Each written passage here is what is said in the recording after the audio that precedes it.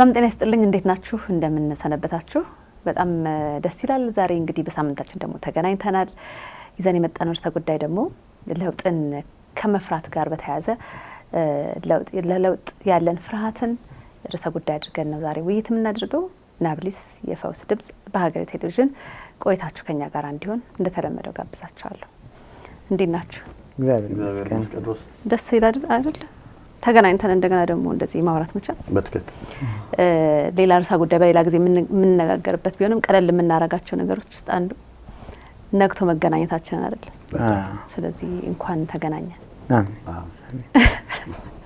ሌላ ሀሳብ ውስጥ እንዳትገቡ የለውጥ የሆነ ከነበረን ነገር ወደ ሌላ ነገር ለመሻገር ትልቅ ጉዳዮችን ሁላ ተተናቸው ቤት እንኳን ለመለወጥ ስንፈልግ ሰፈር ለመቀየር ስንፈልግ የምንፈራቸው ነገሮች አሉና ከዚህ ጋር የተያዘው ፍርሃት ከሌላው ፍርሃት በምን ይለያል ወይም ደግሞ የለውጥ ፍርሃት ምንድነው የሚለውን መነሻ ብናደርግ ሸሚፈር ተታቃለህ አይደል ሰፈር ለመቀየር ነው ሰፈር ብዙ ነገር ስራ ለመቀየር ብዙ ነገር ከነበር ከዚህ በፊት ለውጥ ምንድነው የሚል ባላስታከን የሰራነው ፕሮግራም አለ እዚህ አጋጣሚ አድማጭ ተመልካቾቻችን መለስ ብለው እሱን እንዲያዩ ተጋብዛለሁ ዛሬ ግን ለውጥን ሳይሆን የለውጥን ፍርሃት በትልቁ አጽንኦት ሰጥተን የምናየውና ለውጥን መፍራት በአንድ በኩል ያው ሰዋዊ ጠባይ ነው ለምን ለውጥ ስንል እንግዲህ ከሆነ ቦታ ወደ ሆነ ቦታ የሆነ ከተመቸን ነገር ትንሽ ያን ምቾታችንን ሰበር አድርገን መውጣት ይሄን ነገር ስለሚያካትት በተወሰነ ደረጃ ላይ ያ ስሜት መሰማቱ ብዙ ችግር ላይ ሆን ይችላል ግን ችግር ነው ብለን የምንወስደው ቀጥሎ ያለውን እርምጃ መውሰድ ሲያገደን ሲከለክለን ያኔ ነው እንግዲህ ችግር የምንለውና ለውጥን መፍራት ስንል እግርና እጅን አሳስሮ የሚያስቀምጥ ፓራላይዚንግ የሆነ ካንድ ምዕራፍ ወደ ሌላ የመሻገር ስጋት በዚህ ውስጥ ምን ሊከሰት ይችላል የሚል እርግጠኛ ያለ መሆን ስሜት አለ የጠበቅኩት ነገር ባይሆንስ ብሎ የማሰብ ጥርጣሬ ይኖራል ተመችቶኛል በቃ አሁን ይሄ ነው አይደል አቀማመጥ ከዚህ መቀየር እንደው በጣት ምሳሌ ምናምን ያረገን ስንሰራት እዚህ ይላቸዋል የለውጥ ላይ እና ይሄ ከኮምፎርት ዞን መውጣት ከምቾት ቀጠና ሰብሮ መውጣት ይኖርበታል በዛ ውስጥና ያኛው የሚጠቅመን ነገር እኮ እዛ ጋር አለ ግን በቃ እዚህ ጋር መሆኑ ተመችቶናልና ያ ስሜት አንዳንድ ጊዜ ለምን እንደምንፈራና ቆም ግን እንፈራለን ለውጥ ማምጣት ለውጥ ማድረግ አሳምኖናል እኮ ሰው እንዲህ ብታረጊ እኮ ወደዚህኛው ምዕራፍ ትሄጃለሽ እንዲህ ብታረጊ እንደዚህ ትሆናለህ ምናምን ነገር ተብሎ ኦኬ ትርጉም ይሰጣል የምንፈልገው ነገር ነው ግን ተግባራዊ እርምጃ ለመውሰድ ግን እንፈራለን ለምን ተብለን ስንጠይቅ ይሄ እኔ እንጃ ብቻ መግለጽ የማንችለው ነገር አለና ይሄ በመሆኑ ምክንያት እድገትን መሻሻልን ወደ ቀጣይ ምዕራፍ መዘዋወርን በሚከለክል ደረጃ አሳስሮ የመቀመጥ ለውጥን በዛ ልክ የመፍራቱን ስሜት ነው እንግዲህ የለውጥ ፍርሃት ብለን የምናስቀምጠው በስነ ልቦናው ራሱን የቻለ ስም ያለው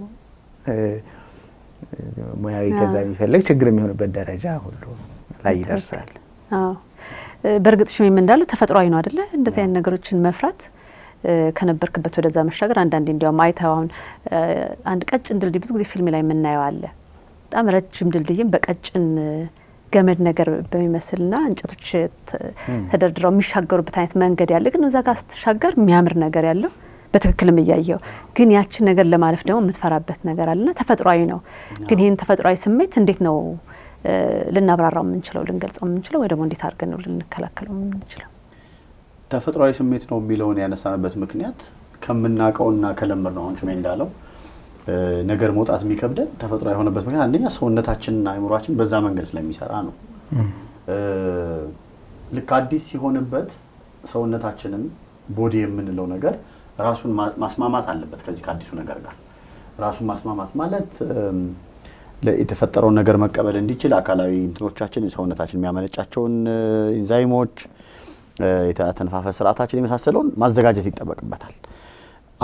አእምሮ ደግሞ ያን የሚቆጣጠረው አእምሮ ደግሞ የመጣውን ነገር የሚቆጣጠረው አእምሮአችን ደግሞ የመጣውን ነገር ላኗኗር የሚከብደኝ ነው ወይ አይደለም ወይ ምን አይነት ምላሽ መስጠት አለብኝ እንዴት ባረግ ጥሩ ነው ምናምን የሚለውን መዘጋጀት ይኖርበታል።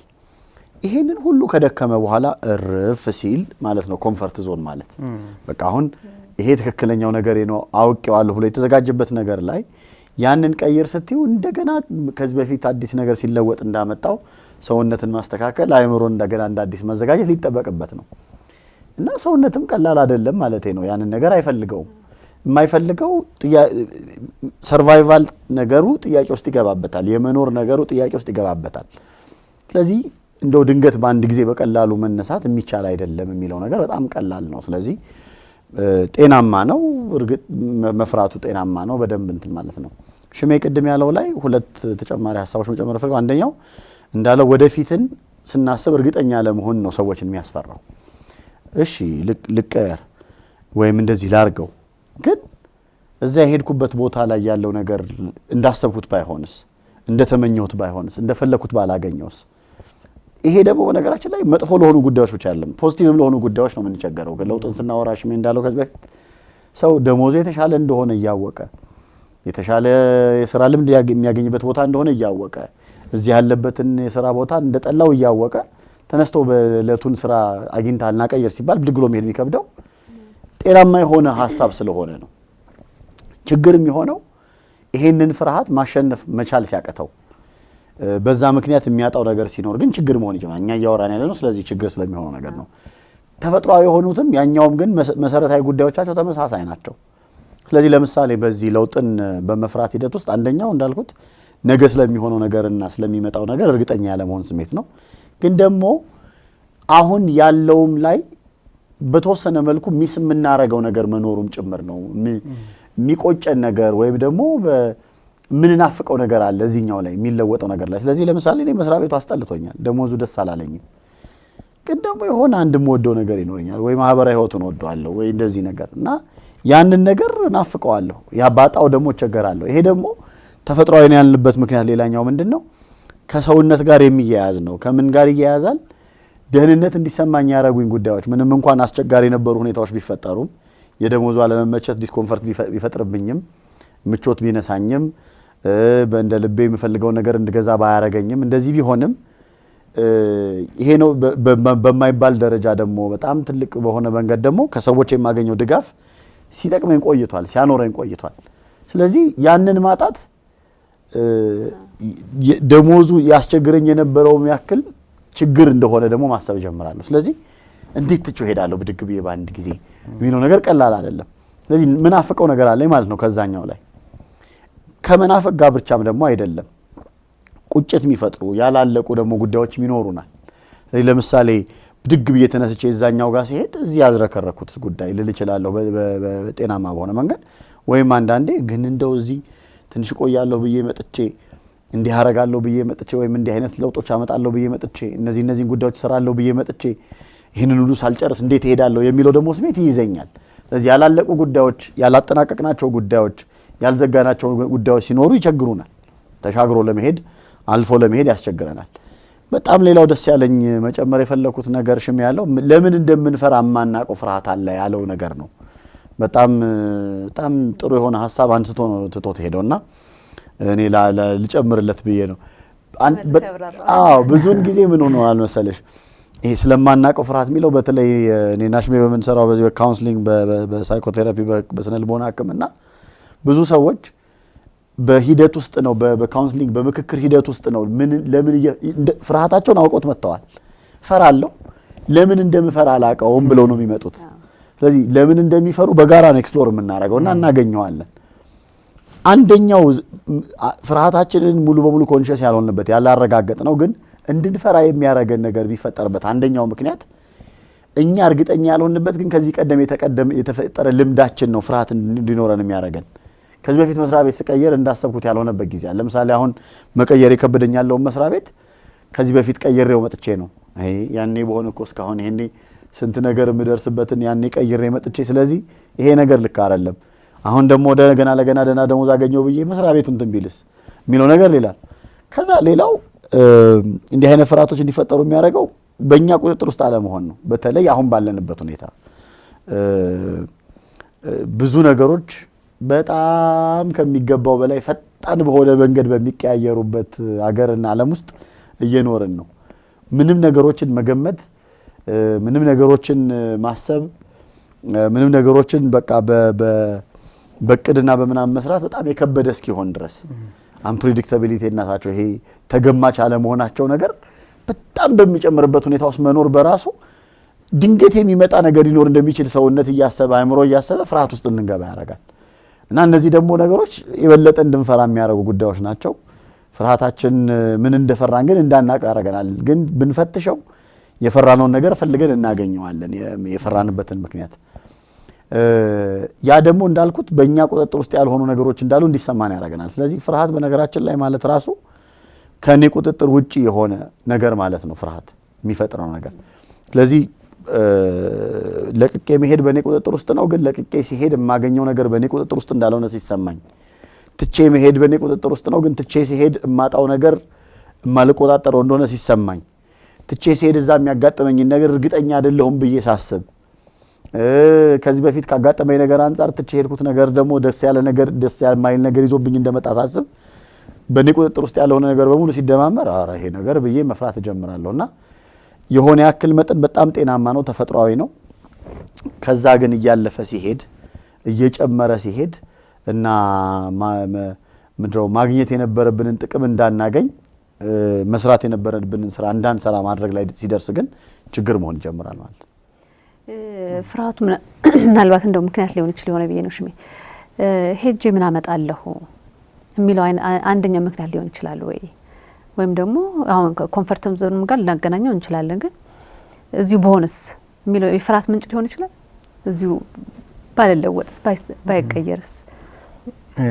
አዎ አንዱ ምክንያት እሱ ሊሆን ይችላል። አንዳንድ ጊዜ ሰው አለማሳካትን ብቻ አይደለም የሚፈራው፣ የስኬት ፍርሃት አለ። የማሳካት ፍርሃት አቺቭሞፎቢያ ነው። የሆነ ነገርን የማሳካት ማለት ነው። ላድግ ነው፣ ትልቅ ልሆን ነው ማለት አሁን ፊዚካልም ላድግ ነው። ማደግን የሚፈሩ ልጆች አሉ። ትዳር ሊይዝ ነው ወይ አሁን ከትምህርት በቃ ወደ ስራ ልገባ ነው ማለት ነው። ይሄን ከተማ ለቅቄ ልሄድ ነው ማለት ነው። ስለዚህ ኢንዲፔንደንትሊ ራሴን ችዬ መኖር ልጀምር ነው ማለት ነው። ገቤ ማደጉን የገንዘብ ብዙ ገንዘብ ማግኘት ይሄ ራሱ ፍርሃት የሚሆንባቸው ሰዎች አሉ። እኔ በነገራችን ላይ ሽሜ እንደሱ ስትል ተሳስብለኝ ነው በጣም ችግር የለም። ሎተሪ እንዳይደርሰኝ ስለምፈራ ነው የማልቆርጠው። እፈራለሁ። የሆነኝ እኮ ነው ቢደርሰኝ የማላውቀው ገንዘብ ቢደርሰኝ ምን አደርገዋለሁ አይደል?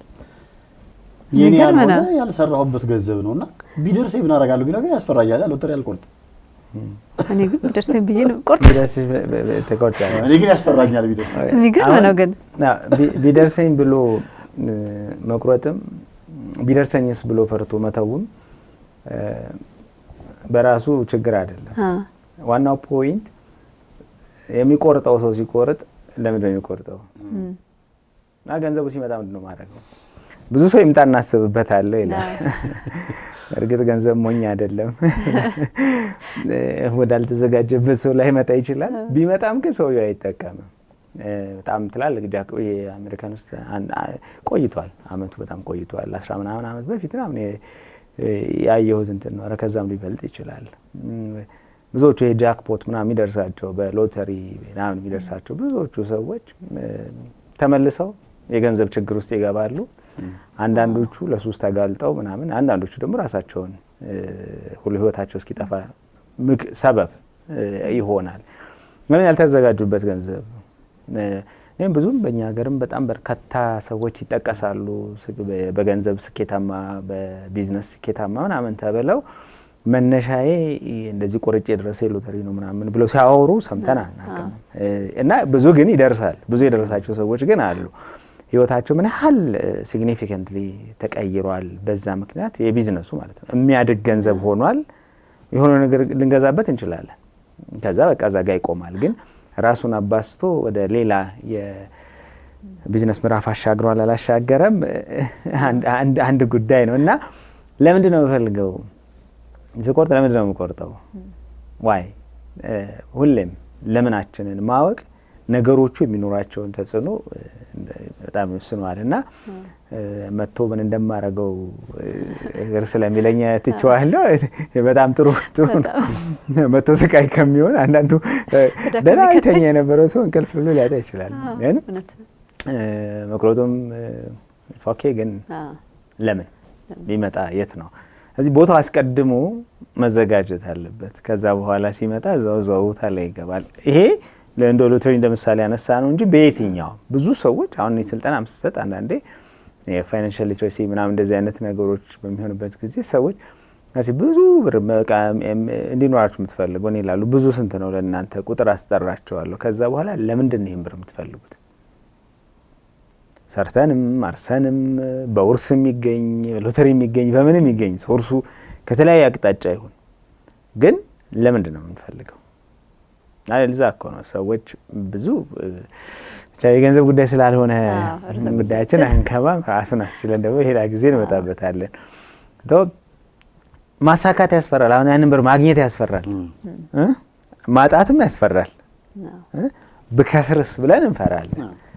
ባገኝስ ደግሞ ቢመጣስ ምንድነው ማረግ? የት ነው ማረገው? ያስፈራል። ስለዚህ የፍርሃቱ አቅጣጫ በማግኘት ባለማግኘትና የማሳካት ፍርሃት አንዱ እና ስለዚህ ቢቀርብኝስ ጥሩ ቅድም ይሄኔ እንዳነሳው ጥሩ የተሻለ እድገት በገንዘቡ በምኑ ምናምን የተሻለ እንደሆነ እና ያንን ስራ ብንገባም ልናሳካው እንደምንችል ከአቅማችን በላይ እንደማይሆን እያወቅ ነው፣ ግን ደግሞ እንፈራዋለን። እና አንዱ ምክንያት እሱ ሊሆን ይችላል። አንዱ ቅድም እንዳልነው ግን የህይወት ተገማች አለመሆን ምድራዊ ህይወታችን ማለት ተገማች አለመሆኑ ህይወትን በጣም አጓጊ ያረጋታል። በዛው ልክ ግን የፍርሃት ስሜት ሊፈጠር ይችላል። አሁን ፍርሃትን የምናሸንፈው በተስፋ ነው። ተስፋ ማለት እንደው ነገሮች ሁሉ ጥሩ ይሆናሉ ብሎ እኮ መቀበል አይደለም። ተስፋ ብዙ ጊዜ የሚመስለው ሰው በቃ ነገር ሁሉ መልካም ይሆናል፣ ነገር ሁሉ ጥሩ ይሆናል አልቲሜት መጨረሻው ጥሩ ውጤቱ ጥሩ እንደሚሆን እናውቀዋለን። ግን ሂደቱ ሁሌ አልጋ ባልጋና ጥሩ ይሆናል ብሎ ማሰብ አይደለም ተስፋ። ምንም ይሁን ምን ግን ሂደቱን ተቀብሎ መለወጥ የምችለውን ያህል ለመለወጥ እሰራለሁ። እኔ ከጠበቁት ውጪ ቢሆንም ተቀብዬ ህይወቴን ግን እቀጥላለሁ የሚል ጽኑ እምነት ነው ተስፋ። እዚህ ፍርሃትን በትልቁ እንድናሸንፍ ያደርገናል። አሁን ተስፋ ያለው ሰው እንዴት አድርጎ መቼም አሁን ብርሃን ስለበራ ጨለማ ማየት አንችልም። ኤግዚስት ሊያደርግ አይችልም። ተስፋችን ሰፊ ሲሆን ፍርሃት ቦታው ይጠፋል። እና ያ አሁን ህይወትን አጓጉ የሚያደርጋት እንግዲህ ተገማች ያለመሆኑ ነው። ተገማች ያልሆነችውን ህይወት ግን በጉጉት እንድንጠብቃት ተስፋ የሚባለው ጉልበት ያስፈልገናል። እስቲ ሁሉ ነገር ሰርቴን ቢሆን ሁሉ ነገር አንዳንድ ጊዜ ራሱ አሁን እንደው ላንች ቦክስ ምናምን ቋጥረው ወደ ስራ ቦታ መሄዱ ምናምን እኔም የዚህ አይነት ልምድ አለኝ። ይዘው የሚሄዱ ሰዎች አንዳንዴ ይጠይቃሉና ምንድነው ቦክስ ውስጥ ያለውን ነገር ስታቆት ሳታቆት ልዩነት እኔ ባላቆ ደስ ይለኛል ያለኝ ሰው አለ ያለ ስከፍተው አይ ዋንት ቱ ቢ በቃ ሰርፕራይዝድ ማለት የሆነ ያ ምንም እና ምንም ይሁን ምን ምግቡ ግን እንትን ነው የምበላው ብዬ ስከፍተው የሚኖረኝ ስሜትና ከፍቼ ሳየው የሚፈጥርብኝ ነገር አንድ አይነት አይደለም። እና በተለይ የምመርጣቸው አይነት ምግቦች ሲሆኑ በጣም እንደ አዲስ ያስደስቱኛል። ድንገት ከፍቼ ሳያቸው እነሱ መሆናቸውን ሳረጋግጥ በቃ ኤቭሪቲንግ የዛሬ ዓመት ምን እንደምትሆኚ የዛሬ 2 ዓመት ምን እንደሚከሰት ከወር በኋላ ምን አይነት ነገር የዛሬ ሳምንት ምናምን ምን እንደሚሆን በጣም በእርግጠኝነት ብናቀው ምንም ያጓጓን ነገር አለ ማለት በቃ ህይወት ዲፎልት ይሆናል ማለት ነው። እና ጣዕሟንም ግን በቃ ተገማች በተለይ ሂደቱ ፍጻሜው እኮ በቃ ይሄን ነገር አሳካዋለሁ ሊሆን ይችላል። ጽኑ እምነታችን ተስፋ ማለት እሱ ነው። ሂደቱ ግን አንዳንዴ እዚህ ደርሳለሁ ብዬ እዚህ ጋር ላገኘው እችላለሁ ራሴን ወደ ሰሜን እየተጓዝኩ ምስራቅ ላይ ራሴን ላገኘው እችላለሁ። ግን እንዴትም ይሁን ጊዜ ውሰድብኝ እንጂ ሰሜን ያሰብኩት ጫፉ ላይ መድረሴ አይቀርም፣ ሰሜን ዋልታ። ስለዚህ እመለሳለሁ፣ መድረሻዬን አውቄ እነሳለሁ። ግን ሂደቱ ላይ እርግጠኛ መሆን አልችልም ማለት ነው። እና ያንን በተስፋ ግን እያሸነፍኩት ሄዳለሁ። እና ተገማች ያለመሆና ህይወት ሌላው የለውጥ ፍርሃት ውሳኔ ይጠይቃል። እዚህ ጋር እንግዲህ ትልቁ ነገር ምንድን ነው? የመውደቅ ስጋት ደግሞ ይመጣል። ያለማሳካት ስጋት ብዙውን ጊዜ አሳስሮ የሚያስቀምጠን እሱ ቢሆንስ እንዲህ ቢሆንስ ለምንገምታቸው ነገር ባይሳካስ ይህን ያህል ገንዘብ ኢንቨስት አድርጌ ቢዝነሱ ባይሰምርስ፣ ይህን ያህል ብር አውጥቼ ተምሬ ስራ ባላገኝበት ተመርቄ ስወጣ ጤናዬ አፌክትድ ቢሆንስ። አንዳንድ ሰዎች የሆነ ቦታ መሄድ አለባቸው፣ ግን በመኪና መጓዝ ይፈራሉ፣ በአውሮፕላን መጓዝ የሚፈራሉ፣ የተለያየ አይነት መጓጓዣን ደግሞ የሚፈሩ ሰዎች አሉ። ለምን? አደጋ ቢደርስብኝስ? ስለዚህ ከሚፈልጉት ቦታ ስራው ፊልድ ይበዛዋል። ስለዚህ እኔ ደግሞ በመኪና መሄድ አልወድም። ለምን? ከዚህ በፊት ፓስት ኤክስፒሪየንስ ያለፈው የህይወት ልምዳችን ተሞክሯችን ወስነን ብዙ ሰዎች አሉ። በቃ ለምሳሌ አሁን በቢዝነሱ ዓለም ላይ ወደ ቢዝነስ እንግባ ምናምን ስራ እንጀምር ምናምን ብለው ይሄን ይሞክራሉ፣ ይሄንን ያን ያደርጋሉ፣ እዛ ላይ ኢንቨስት ያደርጋሉ ምናምን፣ ይሄም አይሳካም። ከዛ እንደገና ሌላ ይሞክር፣ መጨረሻ ተቀጥሬ ብሰራስ በቃ ለኔ አይሆንም ትላለህ። ለኔ አይሆንም። አሁን ይሄኛው ቀጥሎ ያለው ኮኔክስ ዶር ያለው ቢዝነስ ስራ እኮ በጣም የሚዘረጉበትና ወደፊት የሚያደርጉበት ሊሆን ይችላል። ግን ባይሆንስ? እና ይሄ ከባድ የሆነ ሁልጊዜም ይላል አንድ ጸሐፊ፣ እድገታችን በህይወታችን የሚያስፈልገን ነገር ያለው ከፍርሃታችን ጀርባ ነው። አሁን ትልቅ ነገር፣ የተሻለ ነገር፣ ለውጥ እያሰብን ስንመጣ ገንጥለን ማለፍ ያለብን ነገር አለ። ኮንፈርት ዞን የምቾት ቀጠናችን አለ። ከዛ ቀጠና ወጥተን ወደ እድገት ቀጠና መግባት አለብን። ይሄ ቀላል ሽግግር አይደለም ማለት ነው። በእነዚህ ሁሉ ምክንያቶች ይመጣልና ይሄን ሁሉ ማሸነፍ በጣም ወሳኝ ጉዳይ ነው። ለዚህ በኋላ መፍትሄውን እናያለን። ይህ ማለት ግን አይንን ጨፍኖ ብሎ ደግሞ መሄድ አንዳንድ ጀብደኝነት አለ። ሁለተኛ ማሰብ አልፈልግም ምናምን የሚሉ ሰዎች አሉ። እሱ ማለታችን አይደለምና ለውጥ ሁልጊዜም ዲዛይን በአውሮፕላን ጉዞ ላይ አሁን ሲቀያየር ምናምን የሚፈጥረው መረበሽ አለ አይደለ? ቱርቡለንስ ምናምን በቃ ያ መረባበሽ ቀላል አይደለም እንትኑ እና ህይወትን ለውጥ እንደዛ አለው ገጭ አለ። ስለዚህ ያ ነገር ደግሞ ምቾት አይሰጥም። ሰውነታችን ደግሞ ይሄን እንዳለው ምቾት የሆነ የለመደው ፓተርን አለ። በቃ ከዛ እንዴ ቤት እንኳን ወንበር የሆነ ስልጠና ስትሰጠኝ ነው ያጋጠመው።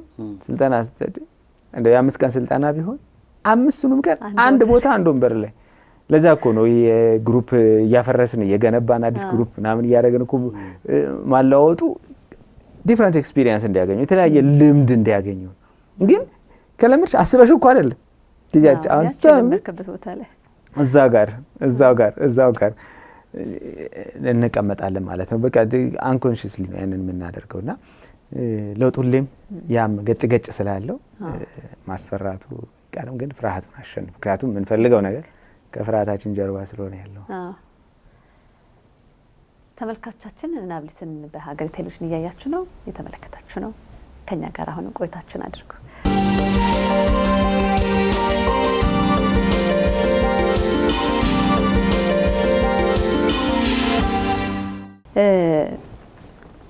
ሁሉም የሚጠይቀውም ይሄ ነው አይደለ? ከዛም በኋላ ያለውን ደግሞ መቀበልም ያስፈልጋል አይደለ? አንዱ እንደ ወደ መፍትሄው እየገባው አይደለም፣ ግን በዛውም ብታነሳው ብዬ ነው ቶሎ አይምሮስ ስለመጣ ላይሆንም ይችላል የምንቀበለው ነገር ወደሚመጣው ነገር ፍርሃቱን አሸንፈን የምንሄደው ነገርና እሱንም መቀበል ሊኖር ይችላል። ግን ከዛ በፊት እንዴት አድርገን ያን እርምጃውን ራሱ መራመድ እንዴት አድርገን ነው የምንጀምረው? እንዴት ነው ያን ፍርሃታችን ልናሸንፈው የምንችለው? ስለዚህ ትንሽ ሪፍሬም ለማድረግ አንቺ ጠይቅሽን ጥያቄ ከምን አንጻር ነው እንዴት ነው የሚለውን ለመረዳት መጀመሪያ የለውጥ ፍርሃት ውስጥ ነኝ አይደለሁም የሚለውን ሰዎች በምን ማወቅ ይችላሉ የሚለው በጣም ጥሩ ነው። ስለዚህ የለውጥ ፍርሃት ውስጥ ሲሆን የሚያሳዩት ነገር አንደኛው ምንድነው መወሰን አለመቻል ነው። ውሳኔ የሚጠይቁ መወሰን ያለባቸው ወይ ይሄኛው ተብሎ መመረጥ ያለባቸው ጉዳዮች ሳይወሰኑ ይቀራሉ፣ ያድራሉ። እዚህ አንደኛው መገለጫ ሰዎች እየፈሩ እንደሆነ ከልክ በላይ የለውጥ ፍርሃት እንዳላቸው ማረጋገጫው ውሳኔ ለመወሰን ሲያንገራግሩ ታያለሽ። በህይወት ላይ ደግሞ የሚመጡ በተለይ ህይወት ሁሉ ጊዜ ውሳኔ ናት። ከዚህ በፊት ደጋግመን ሁሌ እንደምንለው ህይወት ሁሉ ጊዜ ውሳኔ ናት። ግን አንዳንዶቹ ውሳኔዎች የግድ መወሰን አለባቸው። ብታዘገያቸው ሌላ ሰው ሊወስንልሽና ሊመርጥልሽ የማይችሉ ጉዳዮች አሉ። ስለዚህ የግድ መወሰን ያለባቸው ጉዳዮች ያድራሉ። ከዛ አንዳንዴ ከሁለት ነገሮች መካከል ልትመርጥ የነበርከው ሰው የምትመርጠው ታጣለህ የሆነ ሰዓት ላይ እንደውም ጭራሽ። ለምሳሌ ስራ እያሰበ ያለ ሰው ይሄኛውን ስራ አልወደድኩትም፣ ስለዚህ ፕሮሲጀር አለው አይደል? ፎርማሊቲ አለው፣ ህግ አለው። ስለዚህ ከዚህ መስሪያ ቤት ሊለቅ ሲል በሆነ ጊዜ ያክል ማሳወቅ አለበት፣ የሚያስገባውን ዶክመንት ማስገባት አለበት፣ ማስረከብ ያለበትን ንብረት ማስረከብ አለበት። ልክ እንደዚህ ጨርሶ አይደለም ሄደው ወደዛኛው፣ እዛኛው ደግሞ ለመምጣት ከሰዎቹ ጋር የሚደራደር ያለበት ምናምን አለ። ውሳኔ ይፈልጋል። ውሳኔ ባለመወሰን ውስጥ እነዚህ ነገሮች ጠፉና ሁለቱም እንትን መሀል የማይሆንበት ጊዜ ይፈጠራል። ስለዚህ አንደኛው መወሰን የነበረባቸው ጉዳዮች ሲዘገዩ ይታወቀናል። ይሄ አንደኛው ጉዳይ ነው፣ መገለጫው ነው። ሁለተኛው መገለጫው ቅድም በተወሰነ መልኩ ነክቼዋለሁ፣ ሌሎች ሰዎች እንዲወስኑልን እንፈልጋለን። ይሄ ደግሞ ውስጡ ምን አለው? ኃላፊነትን መሸሻለሁ። ቅድም ሽሜ ምን አለሽ? ፌለርን መፍራት አይደለ? ሰክሰስንም መፍራት። ስለዚህ እኔ ፌለርንም ሰክሰስንም አስቤ ፌል ከማረግም ሰክሲድም ከማረግ እና እርግጠኛ ማልሆንበት ከሆነ በኋላ ላይ ፌልም ባደርግ ራሴን ከመወቅሰው ከምጠላው እንደው ሽሜ አማክሬ በሚል ሰበብ ሄጄ እንደዚህ ላደርግ ነበር ሽሜ ምን ትመክረኛለህ ብዬ ሽሜ በቃ ያንን አዲሱን ስራ እንትን በል ቢለኝ እና እንዳሰብኩት አዲሱ ስራ ባይሆን ቅድም አንቺ እንዳልሽው ወቃሽና ሽሜ እኮ ነው ድሮም ሽሜን መስማት እኮ ምናምን ይመቸኛል። ስለዚህ ሌሎች እንዲወስኑልኝ መፈለግ ላይ ስመጣ ሁለተኛው ምክንያት ይሆናል። የደንብ የለውጥ ፍርሃት በደንብ እንዳለብኝ ማረጋገጫ ይሆናል። ሶስተኛው የለውጥ ፍርሃት እንዳለባቸው ሰዎች ሲታይ ስለ ነገ ማሰብ መዝጋት ይፈልጋሉ። ስለዚህ ሁሌ ትላንትናቸው ላይ ተንጠልጥለው ይቀራሉ። ትላንትናቸው ላይ ማለት ነገን ማየት በቃ ስለሚያስፈራቸው ስለዛ ጉዳይ ባላስብስ ምንድነው ይባላል መሰለሽ? ህፃናት ልጆች እስከ 7 ዓመት ያሉ ልጆች ልትመቻቸው ስትይ አንድ የሚያደርጉት ነገር አላቸው። እንደዚህ አይናቸውን ይጨፍናሉ። አይናቸውን የሚጨፍኑበት ምክንያት ኮግኒቲቭሊ በአስተሳሰብ ሳይንስ ከዛ ዓመት ድረስ ውስጥ የማይታይ ነገር የለም ነው። ስለዚህ አይናቸውን ሲጨፍኑ ከተጋረድሽ ያ ሲያስፈራቸው የነበረው ነገር የለም ብሎ ለነሱ የሚሰማቸው። ስለዚህ ትንሽ ውስጣቸውን ያረጋጋሉ እና ያንን የልጅነት ዲፌንስ ሜካኒዝም እና ይዘነው እናድጋለን። ስለዚህ አሁን እንዲኒ በቃ እንደውም ስራ መልቀቅ የሚባል ነገር የለም ብዬ ስለነገ ማሰብ ሲሆን በጊዜው እንትን ይላል ብዬ አይኔን ሲጨፍን ሊትራሊ ይሄን አይኔን ሳይሆን የሚያየውን የውስጥ አይኔን ሲጨፍን አያስፈራኝ። ከዛ ችግር ግን ይሆናል እዛ እኮ ገለጫ አይቼ መደረግ የነበረበት ነገር መሰራት የነበረበት ነገር ምናምን ያመልጠኛል። ስለዚህ ሌላው የለውጥ ፍርሃት ውስጥ ሲሆን ነገን ማየት ተውና ወደ ኋላ ብቻ እና ትላንት ላይ መንጠልጠል ብቻ ደግሞ ሌላኛው ችግር ይሆናል። ሌላኛው ሰዎች የለውጥ ፍርሃት ውስጥ እንደሆኑ እንዲያውቁ የሚያረጋቸው ነገር ሌላኛው ጉዳይ ምንድነው? ያው አሁናቸውም ላይ ያለውንም ጉዳይ እንዳይሰሩ ያረጋቸዋል። ምክንያቱም ሽሜል ልጠይቀው ይሄንን ጥያቄ አንድ ምቹ ቤት የሚባል እንትን ታውቃለህ? ለውጥ አይመጣም እንደዋዛ ግን ይጀመራል የሚል እንደዛ የሚባል አባባል ታውቃለህ አይደል? እና እሱን ልዋስ ብዬ ጥሩ ጠይቀዋል። እሱ ራሱ ለመመለስ ተዘጋጅቶ ነበር። ምን አይነት ጥያቄ የመጣብኝ ነበር። በጣም ነው የምወደው። ምንድነው መሰለሽ እንዲለወጥ የምንፈልገው ነገር የሚያስፈራን መሆኑን ጤናማ መሆኑን መቀበል እንድንችል አሁን ያለው ነገር ላይ ቀላል የሚመስሉ ትንንሽ ነገሮችን ማድረጋችን ነው ያኛውን ነገር የምናስበው ለውጥ ካሰብነው ከፍርሃታችን ጋር አመጣጥና ማግኘት ያለብንን ጥቅም እንድናገኝ ወደሚያደርግ መልኩ ምን ሄደው ችግሩ ነው በሰሽ ለውጥ ፍርሃት ላይ ስትሆኚ አሁንም ያለሽበትን ነገር መስራት ያቅትሻል። አሁን ደግሞ ያለሽበት ጉዳይ ነገ እንዲመጣ የፈለግሽው ለውጥና እያስፈራሽ የነበረው ለውጥ በቀላሉ እንድትጋፈጪው የሚያግዝሽ ጉዳይ ሊሆን ይችላል። ለምሳሌ እንደው ደጋግመን ስራን ስለመቀየር ያው ስራ መቀየር አስተዳደርና ስራትን ከመቀየር አንፃር ይቀላል ብዬ ስለማስብ ነው እንኳን ኤግዛምፕል ሞደው ከብዙ ነገር ቀለል ስላለን ነው የሚመረው ከብዙ ነገር አያነካካም። ስለዚህ ስራ መቀየር ጥሩ ነገር ነው። ስለዚህ ሰዎች ስራቸውን መቀየር ፍርሃት ውስጥ የሚገቡበት ሁኔታ ውስጥ እያስፈራቸው ያለው ቅድም ያለው ነው። እዛ የሚሄድበት መስሪያ ቤት እንደፈለኩት ባይሆንስ እነዚህ የሚለው ነገር ነው። አሁን ያሉበት ቦታ ላይ ግን ለምሳሌ እስቲ ስለመቀየር ማስብ ከሆነ ይሄንን ጉዳይ ቀስ ብዬ ለከሌ ባማከረው ይሄንን ጉዳይ ደግሞ በሚመለከት ማመልከቻ ጽፌ እንደው ከማስገባት በፊት ለቅርብ አረጋይ ብነግረው ማመልከቻውን ለሆነ ሰው ባሳይ ያይሻቸው ነው። አሁን እኮ እዚህ እኮ ነው ማረጋቸው። እዛ እኮ አልደረስኩም ገና። እዚህ ማረጋቸው ትንንሾቹ ነገሮች ስሰራቸው እየቀለለኝ ይመጣል። የሌላውን ሰው ምላሽ ሰማ ባቴ ደስ ይለን ነበር፣ ግን ደግሞ እንዴ ለውጥ እኮ ያገኘው ነገር ቀላል ነው እንዴ እንትኑ እንደዚህ ነው እንዴ ሲለኝ እበረታለሁ። አሁን ችግሩ ይሄ ነው። ለውጥ ፍርሃት ውስጥ እንደሆነ ሌላኛው ማረጋገጫችን አሁንም እዚህ መደረግ የነበረባቸው ነገሮች እንዳናረግ ያደርገናል። እነሱን አለማድረግ ነው ይዞን የሚቀረው። ስለዚህ አሁን አንቺ እንዳልሽው ቀጥሎ ወደ መፍትሄዎቹ እንምጣም እንኳን ብለን ብናስብ የመጀመሪያው በዚህ ልክ የሚረብሽ የለውጥ ፍርሃት ውስጥ መሆናችንን ከማረጋገጥ መነሳት በጣም አስፈላጊ ጉዳይ ሊሆን ይችላል። አሁን ይሄን ያለው ነገር በጣም ብዙ ሰው ጋር የምናየው ራሱ ኃላፊነትን ማሻገር አለ አይደል? አሁን ሽሜ እንደዚህ ስላለኝ ነው ምናምን ብለህ እንደምትለው ብዙ ሰውም ታማክራለህ አይደል? ፍርሃቱ በደንብ ማሳያ ሊሆን ይችላል የሆነው ብዬ ነው። በጣም ብዙ ታማክራለህ። ያን መምረጥና ያን ፍርሃትን አሸንፈ መሄድ ግን ይከብዳል። ግን ምን አይነት ሜካኒዝምስ መጠቀም ይችላሉ ይሄን ፍርሃታቸውን ለማሸነፍ ወይም ውሳኔው እንዲወስኑ? አሁን ወደ ውሳኔው ተነካካ መሰለኛል። በጣም መሰረታዊ ነገር ነው። አንዱ ለውጥን መረዳት ነው። ማለት ሁሌም በለውጥ ሳይንስ ላይ ምንድነው የሚባለው? በርካታ በጣም በርካታ መጽሐፎች አሉ፣ ማለት ሳይንሳዊ መጽሐፎች ማለት ነው ለውጥ ላይ ተጻፉ። በዚህ አጋጣሚ ሌላ ጊዜ ስለ መጽሐፍት ምናምን ለንባብ ልማድ እናነሳበታለን እና አንዳንዴ መንገድ ላይ ምናምን የሳይኮሎጂ መጽሐፍ፣ የስነ ልቦና መጽሐፍ ምናምን አሁን እየተባሉ የሚሸጡ መጽሐፎች ሁሉ የስነ ልቦና መጽሐፎች አይደሉም።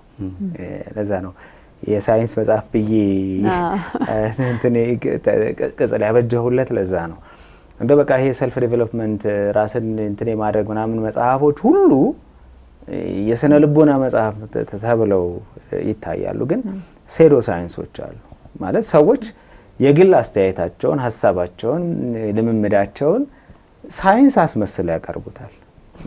እንደው በገብረ ኪዳን አንድ ትምህርታቸው ላይ በሳይንሱም ዓለም ላይ ጥናቶች እንደሚያሳዩት ብሎ ሰው ይጠቅሳል።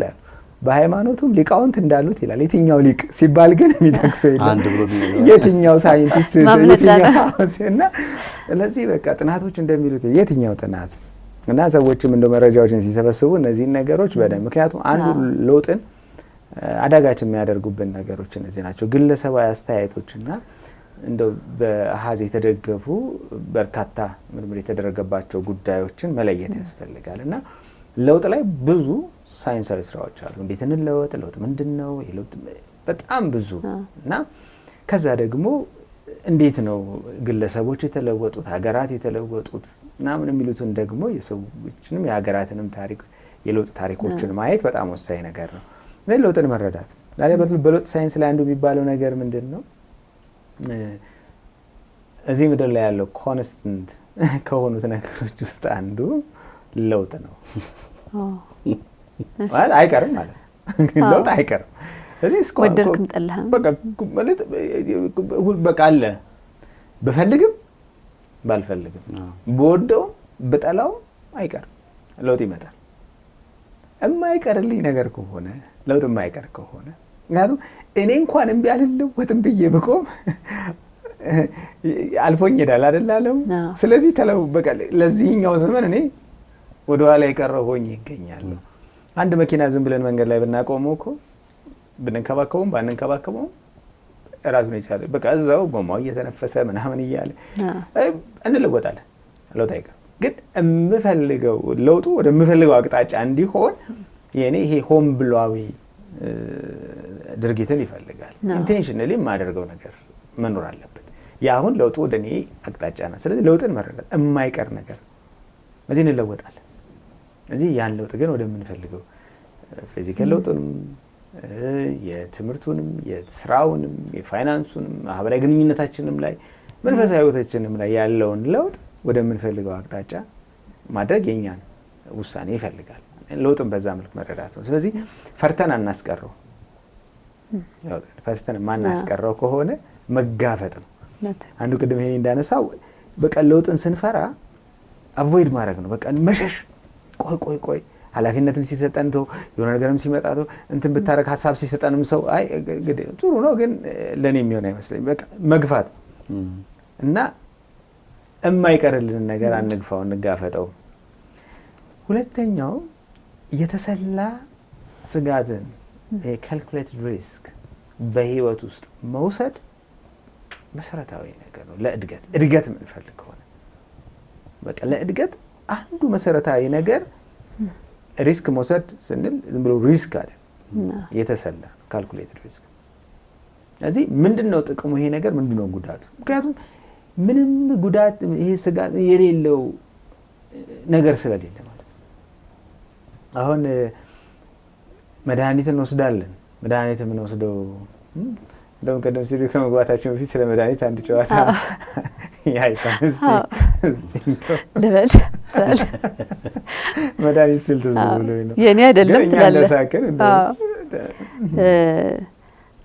የአይጥ መድኃኒት ለመግዛት ነው አሉ ሰውየው ሄደው እና ወደ ፋርማሲ ሰውየውን የአይጥ መድኃኒት አለ ወይ አሉ። ታማብህ ነው ወይ አለ።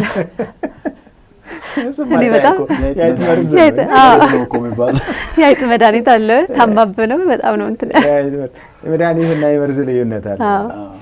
አሁን እሱ አጠያይቆ መድኃኒት ስለሆነ ታማብህ ነው ወይ አለው። የምንወስደው መድኃኒት የምንወስደው ታመን እንድንድን ግን የማይቀር ነገር አለ። የጎንዮሽ ጉዳት ሳይድ ኢፌክት ተብሎ ይጻፍልናል። አንዳንዱ ያስደነግጣል አይደል? የተጻፈው ነገር ይቀርብኝ ትላለህ መድኃኒቱን እንዳትወስዱ ሊያረግ ይችላል። ይቀርብኝስ ነው እስኪያስብል ድረስ ነው። ግን ግድ ነው ደግሞ ያንን ማሳወቅ። ይሄኔ እኮ ከ1 ሚሊዮን አንድ ወይ ከ10,000 አንድ ከምናምን አንድ ሊሆን ይችላል። ግን ቶሎ ብሎ አእምሯችን አንዱ ነው በሆነስ ብሎ ሲያስብ አቮይድ ማድረግን ይመጣል። እና መድኃኒት ያድነናል ብለን የምንወስደው መድኃኒት እንኳን የራሱ የጎንዮሽ ጉዳት አለው።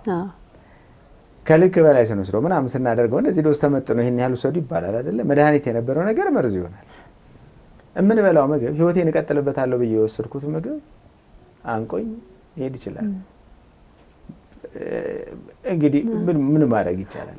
ህይወቴን እኮ ላቆይበት ነው የወሰድኩት፣ ግን ይዟት ይሄዳል። ሪስክ ፍሪ የሆነ ነገር የለም። ስለዚህ ለውጥ ስለሆነ ብቻ አይደለም። የትኛውም ህይወታችን ክፍል ራሱን የቻለ አስልተን የምንገባበት ግን ገና ለገና ምድር ህልም ተፈርቶ ሳይተኛ ይታደራል። እኔ በቀለሊት ከተኛውኝ እኔ በቅዠት እንትን ነው። ስለዚህ በቃ ባልተኛስ ብል አንድ ቀን እሺ ሳልተኛ ሁለተኛ ከዛ በኋላ ይጥለኛል። ያውም አደጋ ሁሉ ከባድ ችግር ሁሉ ሊፈጥርብኝ በሚችል ደረጃ ማለት ነው። ስለዚህ የተሰላ ስጋትን መውሰድ ነው። ምንም ዜሮ ሪስክ የሆነ ነገር ስለሌለ ማለት ነው። ለዳት ምሳሌ ያመጣ ነው። ለዛ ነው ዛውጪ ሁልጊዜም ራስን ዝግጁ ማድረግ ያስፈልጋል። ራስን መጠበቅ፣ ራስን መንከባከብ እንደ ራስን በደንብ ዝግጁ ማድረግ። እኔ አስቼ መገባበት ለውጥ አለ ቅድም ባነሳ ነው መንገድ። አንዳንዴ ግን እኔ ሳላቆም ህይወቴ ውስጥ የሚመጣ አሁን እንደዚህ እግሬም እጄም እየተንቀሳቀሰ ነው ያለው። ድንገት በሆነ አደጋ ምክንያት አንዱ እጄ መንቀሳቀስ የማይችልበት ወይም ደግሞ የማይኖርበት ደረጃ ሊመጣ ይችላል። ሁሌም ለውጥ ስለዚህ ያኔ በቃ ህይወት ያለቀለት ሳይሆን ኦኬ መመለስ የምችለው ነገር ከሆነ መልሳለሁ፣ መመለስ የማልችለው ነገር ከሆነ በቀረው ነገሬ ምን ላከናወን ይችላል ሊሆን ይችላል። ስለዚህ ለውጥ በህይወታችን መንገድ ላይ ያለ ነገር ስለሆነ ራስንም ሁሌ በዛ መልክ አዘጋጅቶ መሄድ እጅግ በጣም ወሳኝ ነው። የመጨረሻ ነጥቤ ማደግ እፈልጋለሁ ወይ? ማደግ በቃ ለውጥ ነው እኮ እድገት በቃ ያንን ከምቾት ቀጠና ወጥቶ ከምቾት ቀጠና ስንወጣ ደግሞ ቁጥጥር ወደ ሌለን ነገር ነው የምንገባው ማለት ነው። ስለዚህ ያንን ማደግ ከፈለኩኝ ግን ያንን ወሰድ እያንዳንዱ ሽልማት የራሱ የሆነ የሚያስከፍለን ዋጋ አለ። ስለዚህ ሽልማቱን ፈልገን ዋጋውን መክፈል ጠልተን ወይ ሸሽተን ግን አይሆንም። ስለዚህ መለወጥን ስንፈራ አለመለወጥን እየመረጥን በፕላኒንግ ሳይንስ ላይ ለማቀድ ስትወድቅ ለመውደቅ እያቀድክ ነው ይባላል አይደለ? ስለዚህ መለወጥን ስንሸሽ አለመለወጥን እና ደግሞ ያው አለመለወጥ አይቻልም። ስለዚህ ወደማንፈልገው አቅጣጫ መለወጥን እየመረጥን ነው። ያ ከሆነ ማናስቀረውን ነገር ውድድ ማድረግና አስልተን የለውጥ ጉዞ መጀመር እድገትን ያመጣል የሚል እምነት ነው ያለው። ሌሎች ሜካኒዝሞች ሊኖሩ ይችላሉ ብዬ ነው። ይሄኔ ፍርሃትን እንዴት እናምለጥ፣ እንዴት እንሻገረው? ብዙዎቹን ሽሚ ብሏቸዋል። አንድ ሁለት ነገሮች መጨመር። እኔ ሁሌ ስለ ለውጥ ፍርሃት ሳስብ ወደ ጭንቅላት የሚመጣ አንድ አባባል አለ። ከማያውቁት መልአክ የሚያውቁት ሰይጣን ይሻላል የሚል በጣም የሚገርም አባባል አለና ሰይጣን አይሻልም በምንም መንገድ ይሻል። እኔ ስላወቅኩት ሰይጣን መሆኑን አያስቀረው።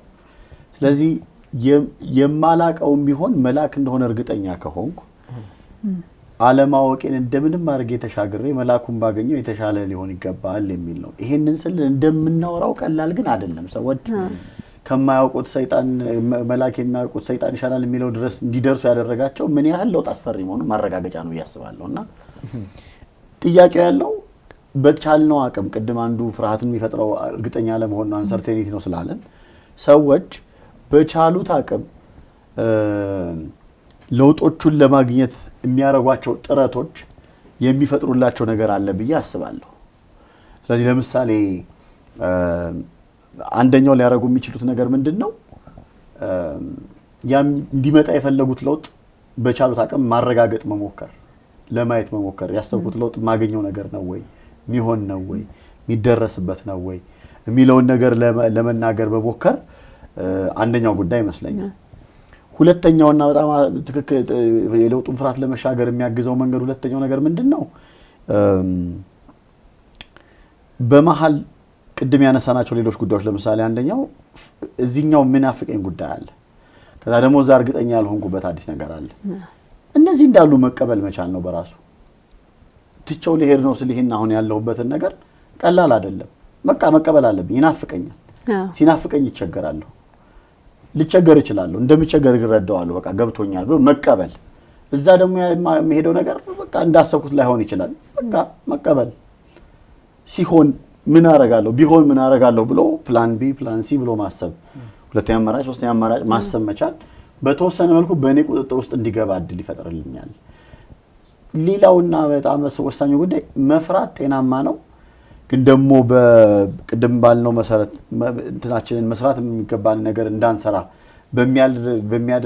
በሚያደርስ ደረጃ ድረስ መፍራት ግን ልክ እንዳልሆነ መቀበልም ሌላኛው ጉዳይ ነው ብዬ አስባለሁ። ስለዚህ ልምምዶቹ እነዚህ ሽሜ ካላቸው ተጨማሪ እነዚህ ነገሮች ያመጡታል ብዬ አስባለሁ። እነዚህን ለማንሳት ፈልጌ ወደ ማጠቃለያው ደረስን።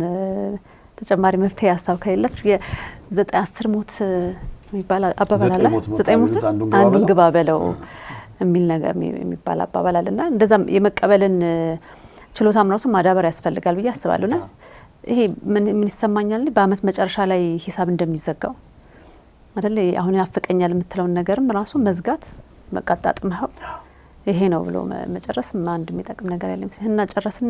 መፍትሄ ሀሳባችን ይሄ ነው ለዛሬው። ሳምንት በሌላ ርዕሰ ጉዳይ ነው የምንመጣው። ተመልካቾቻችን ናብሊስን ከሀገሬ ቴሌቪዥን ለዛሬ አዘጋጀንላችሁ ይሄን ይመስል ነበር። ሳምንት ደግሞ በሌላ ርዕሰ ጉዳይ እንገናኛለን። ሰላም ሁኑ።